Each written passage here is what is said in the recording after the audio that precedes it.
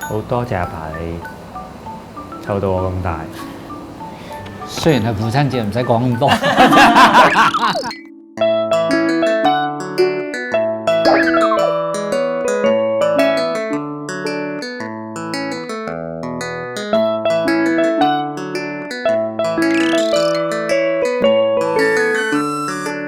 除咗我阿哥之外啦，咁其實我同我妹都係即係冇諗過會有我哋嘅。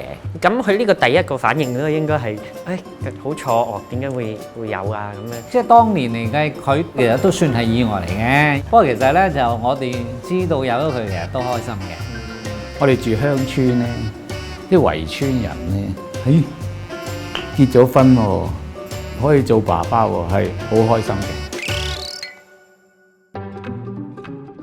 哇！呢個講10年嘅。係啊，呢個真係講好耐嘅。佢好細嗰陣時咧，仲坐緊二籠嘅時間咧，我哋咧就好中意去呢個青山灣嗰度燒嘢食。我哋喺度燒嘢食咧，佢咧就走到隔離嗰度咧，就拉咗個女仔過嚟，話俾佢知，我爸爸媽媽燒嘢食好好食。佢都唔擔心我追唔到女仔啊咁樣嗰啲。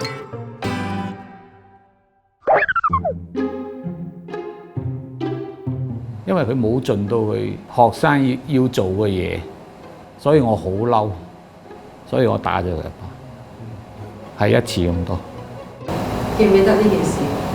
打冇乜印象，kind of 跪波咧咁上下，要跪地，我唔開心嘅，冇記住。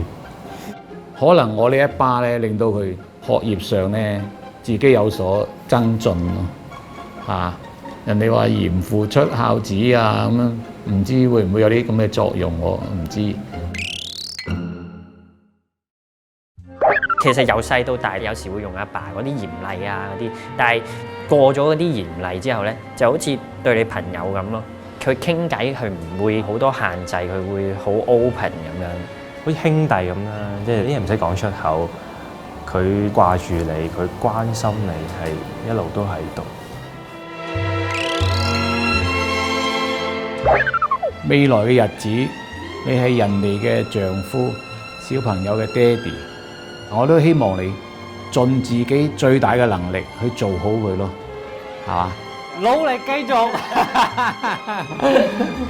繼續努力真係。多謝，我好多謝阿爸你湊到我咁大，即係都仲要用個湊字，30歲人，咁工作都仲係起步啦，希望將來有更加好嘅條件俾你做到幸福嘅爸爸，或者有機會係幸福嘅爺爺。